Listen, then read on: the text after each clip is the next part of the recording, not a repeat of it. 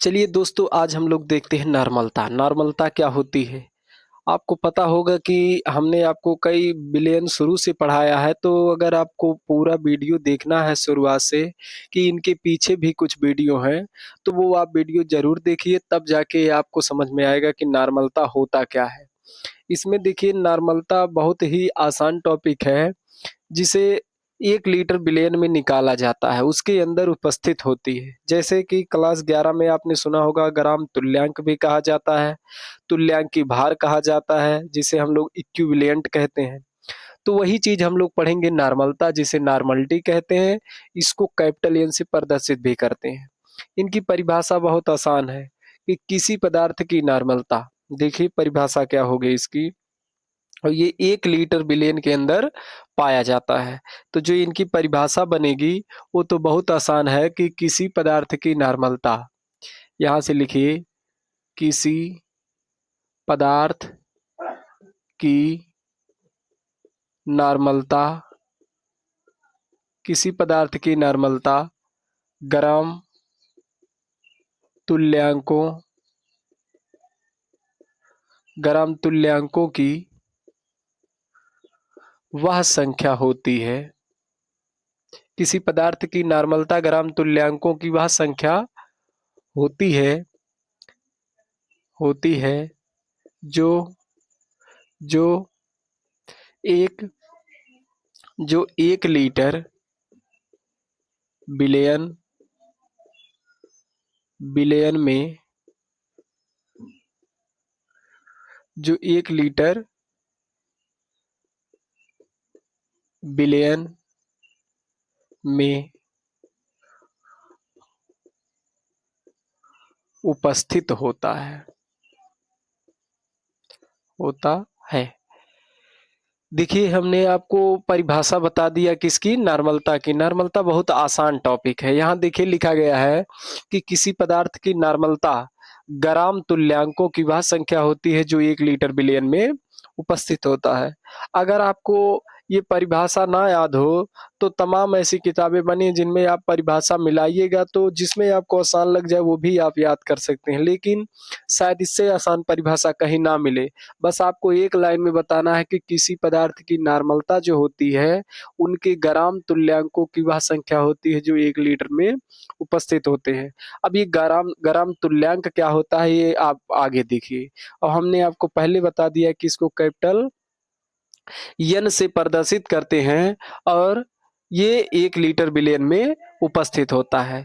जैसे आपने तमाम मोलरता, मोललता, मोल प्रभाज पढ़ा है, सेम वैसे ही इसमें नॉर्मलता है। बस एक चीज में आपको दिक्कत होगी, और वो भी हम आपको बता देंगे। यहाँ देखिए, अगर लिखा है यह नॉर्मलता एन बराबर होता है EQ बटे V लीटर में। और हाँ, एक चीज और, अगर कोई पूछेगा कि जो नॉर्मलता है ये टेम्परेचर डिपेंडेंट है कि इंडिपेंडेंट, मतलब ताप पर करने वाली राशि है कि नहीं करने वाली राशि है, तो आप सीधा बताइएगा कि जो नॉर्मलता होती है ये ताप पर निर्भर करती है। यहाँ देखिए लिखा है EQ बटे V लीटर में। अब कहेंगे भैया EQ क्या है, तो हम कहेंगे EQ लिखा है इक्विवेलेंट। इक्विवेलेंट उसको प्रदर्शित करते हैं, उसका मतलब होता है ग्राम तुल्यांक, ग्राम तुल्यांक।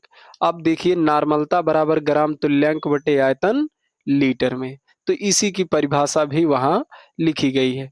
तो फिर देखिए क्या होता है कि जो EQ बटे V लीटर में लिखा गया है, तो EQ बराबर आप जब फार्मूला इसमें रखेंगे, EQ बराबर होता है, EQ बराबर भार बटे, भार बटे कैपिटल E लिखा है, W बटे E। अब कहेंगे भैया फिर E क्या आ गया, नई समस्या बन गई।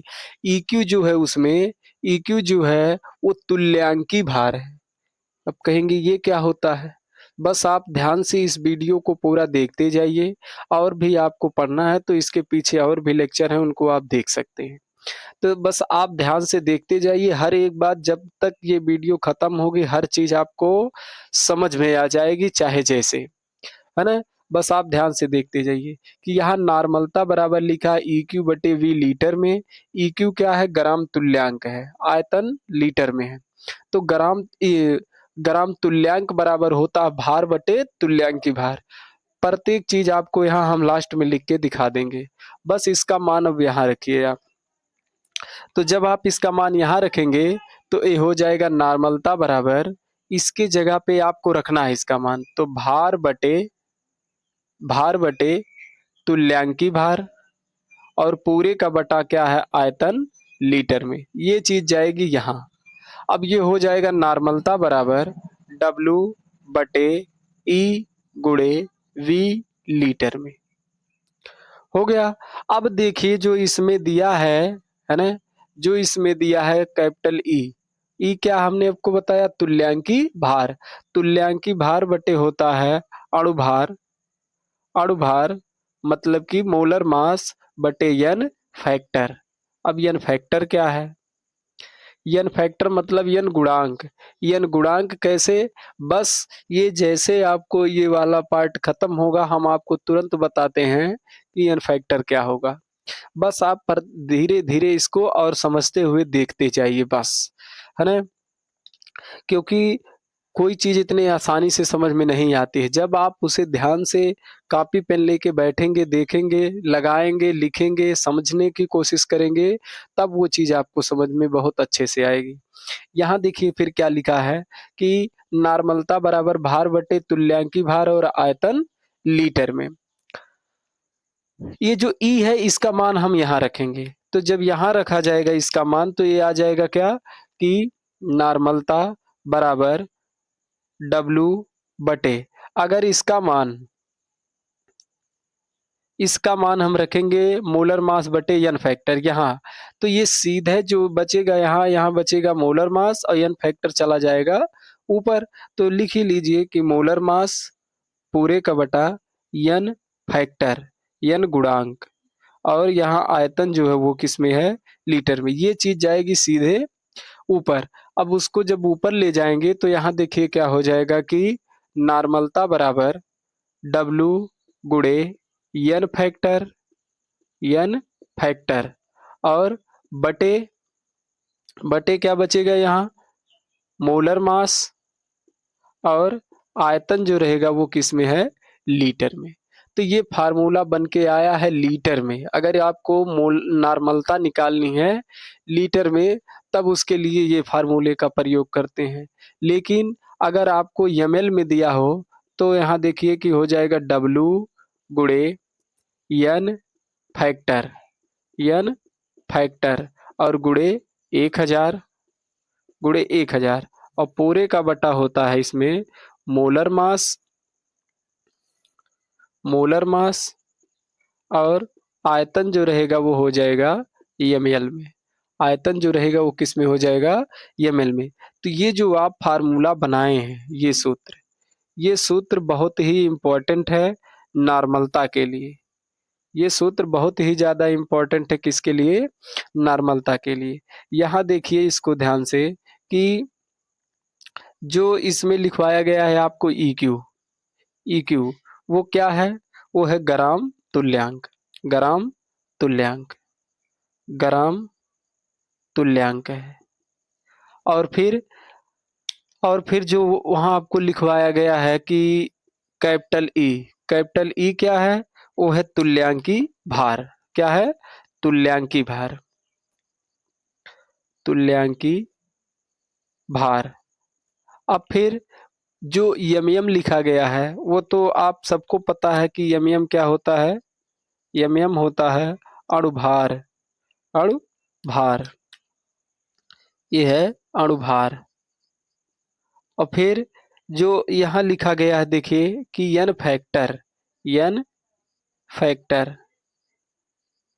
फैक्टर जो लिखा है उसे हम लोग हिंदी में क्या कहते हैं, एन गुणांक। अब एन गुणांक कैसे निकाला जाएगा, एन गुणांक यहाँ देखिए कि आपको हम पहले बता दिए कि लिखा है नॉर्मलता बराबर EQ बटे V लीटर में।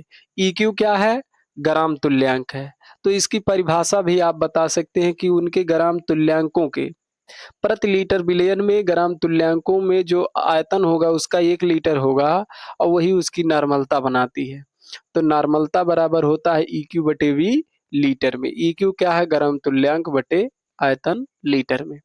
बस आपको यहाँ देखिए इसका एक फार्मूला है, आपको याद करना है कि ग्राम तुल्यांक बराबर होता है भार बटे तुल्यांकी भार। यहाँ जो आपने लिखा है इसे, ये भार है और ये क्या है, तुल्यांकी भार है, तुल्यांकी भार है। तो इस चीज को आप बड़े आसानी से याद कर सकते हैं। ये क्या है, ये ग्राम तुल्यांक है, ये ग्राम तुल्यांक है। तो इस चीज को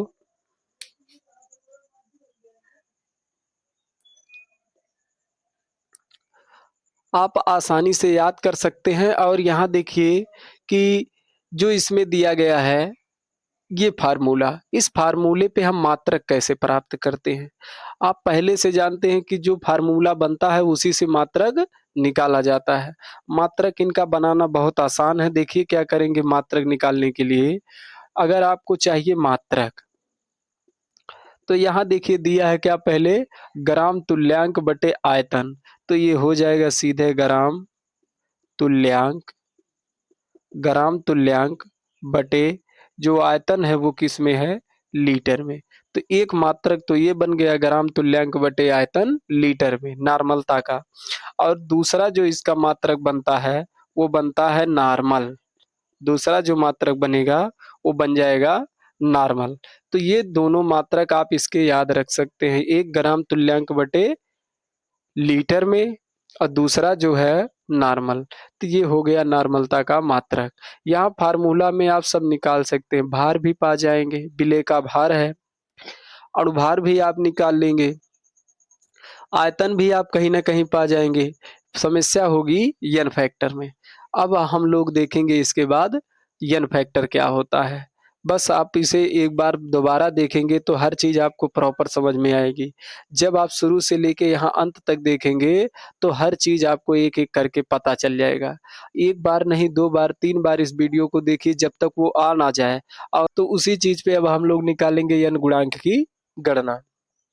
एन गुणांक या इसको कह सकते हैं calculation of n factor, calculation of n factor. N factor की गणना कर सकते हैं कैसे। देखिए कोई भी दिया रहेगा फार्मूला, तो उसमें आप कैसे पता करेंगे कि एन फैक्टर कितना होगा। जैसे मान लीजिए अगर आपको एन फैक्टर निकालना है, तो एन फैक्टर निकालना है तो आपको उसमें एक चीज ध्यान रखनी है कि जितना प्लस हो, जितना प्लस की संख्या हो उतना माइनस की संख्या होनी चाहिए। अगर एक एक प्लस है एक माइनस है तो जो इनका एन फैक्टर आएगा वो भी कितना आएगा, एक आएगा। ये आपको बात समझ में आई होगी कि जितना प्लस चार्ज उतने माइनस चार्ज। अगर दोनों में से कोई डिफरेंट हुआ, कोई अलग हुआ, तो एन फैक्टर उसका बनने वाला नहीं है। उसके लिए आपको अपक्रिया बैलेंस भी करनी पड़ती है। तो यहाँ देखिए लिखा एक प्लस और एक माइनस, तो एन फैक्टर कितना आएगा, एक। अगर इसी के जगह पे दो प्लस और दो माइनस ले लिया जाए तो एन फैक्टर कितना आ जाएगा, दो आ जाएगा। लेकिन यहाँ अगर दो तीन प्लस हम ले लें, तीन प्लस और एक माइनस, तो एन फैक्टर इसका तुरंत बनने वाला है कितना, जीरो।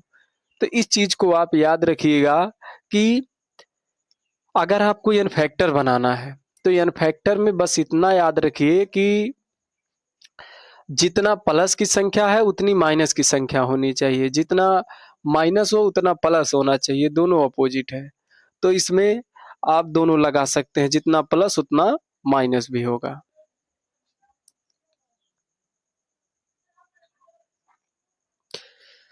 तो अब हम लोग देखेंगे कि एन फैक्टर हम लोग कैसे निकाल सकते हैं। एन फैक्टर निकालना बहुत ही आसान होता है।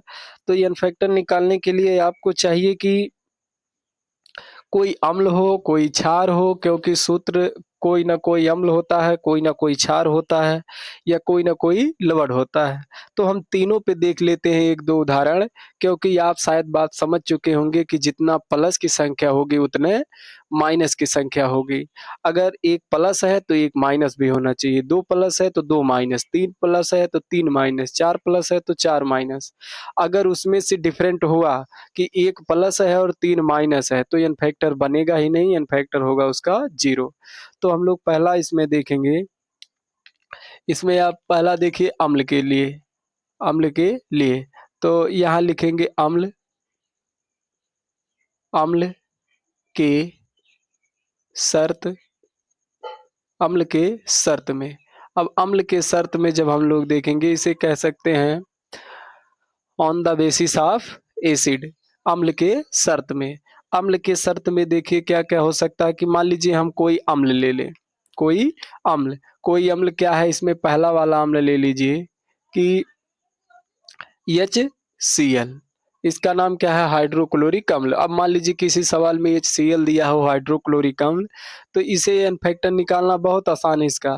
क्यों? क्योंकि इसमें देखिए क्या होगा कि एक H पे प्लस होगा और प्लस Cl पे एक माइनस होगा। हमने आपको बताया कि अगर एक प्लस और एक माइनस है तो एन फैक्टर भी इसका कितना आएगा, 1 आएगा। ये बात समझ में आई होगी। दूसरा देखते हैं इसी पे उदाहरण कि दूसरा कोई अम्ल ले लीजिए, जैसे कोई अम्ल बताइए जो, यहाँ देखिए हम लोग ले सकते हैं CH3 COOH, एसिटिक अम्ल। एसिटिक अम्ल को जब आप तोड़ते हैं तो उसमें देखिए एक H पे प्लस टूटता है, प्लस CH3 COO पे माइनस, इसका नाम एसीटेट आयन है, इसका नाम हाइड्रोजन आयन है। अब इसका एन फैक्टर हम लोग निकालेंगे तो एन फैक्टर इसका कितना आएगा, इसका भी एन फैक्टर 1 आएगा। क्यों? क्योंकि एक प्लस है और एक माइनस है। हम लोग फिर तीसरा एन फैक्टर देखते हैं। तीसरा एन फैक्टर आप निकाल सकते हैं H2SO4, सल्फ्यूरिक अम्ल जिसे आप लोग कहते हैं तेजाब। तेजाब का एन फैक्टर निकालना और आसान है, इस पे होता है H प्लस प्लस SO4 पे 2 माइनस। अब बताइए एन फैक्टर इसका कितना आएगा, एन फैक्टर इसका आएगा इस समय 0। क्यों?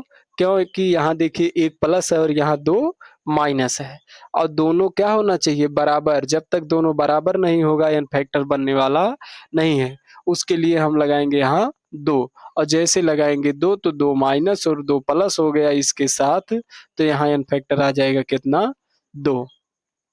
तो इस तरीके से आप अम्ल के शर्त में किसी का भी एन फैक्टर बता सकते हैं, कोई भी टॉपिक पे आ जाए, अगर एन फैक्टर निकालना है तो। फिर अब हम लोग देखते हैं दूसरा क्षार के लिए। क्षार के शर्त में, क्षार के शर्त में जो होगा वो क्या होगा, तो क्षार के शर्त में देखिए कुछ क्षारों का नाम बताइए। जैसे कि हम ले लेते हैं इसमें पहला हम लोग ले लेते हैं NaOH। NaOH जैसे आप तोड़ेंगे, Na पे प्लस प्लस OH पे माइनस, एन फैक्टर इसका कितना बन जाएगा, 1। दूसरा कोई क्षार बताइए, जैसे हम ले लें CaOH का ट्वाइस। अब यहाँ देखिए Ca पे होता है 2 प्लस और यहाँ होता है OH पे 1 माइनस। अभी आपने ऊपर देखा है कि अगर 1 प्लस और 2 प्लस 1 माइनस है तो एन फैक्टर 0 होगा, लेकिन उसे अगर आप बैलेंस कर देंगे तो यहाँ देखिए भी 2H हो गया, यहाँ भी 2H हो गया, तो 2 माइनस और 2 प्लस, तो एन फैक्टर कितना बनेगा, इसका भी 2 बनेगा। तो इस तरीके से क्षार के शर्त में भी आप बता सकते हैं उसका एन फैक्टर। अब तीसरा देखिए, कोई भी क्षार आ जाए आपको निकालना ऐसे है, लवण, लवण के शर्त में। लवण के शर्त में जब आप निकालेंगे तो उसमें आपको कोई लवण लेना है। जैसे हम लोग ले लें, अगर पहला मान लीजिए लेते हैं NaCl, पहला NaCl। NaCl को भी आप तोड़ेंगे, Na पे प्लस प्लस Cl पे माइनस, तो इसका एन फैक्टर फिर बनने वाला है कितना, 1। तो ये बहुत आसान होता है निकालना, किसी का भी आप निकाल सकते हैं।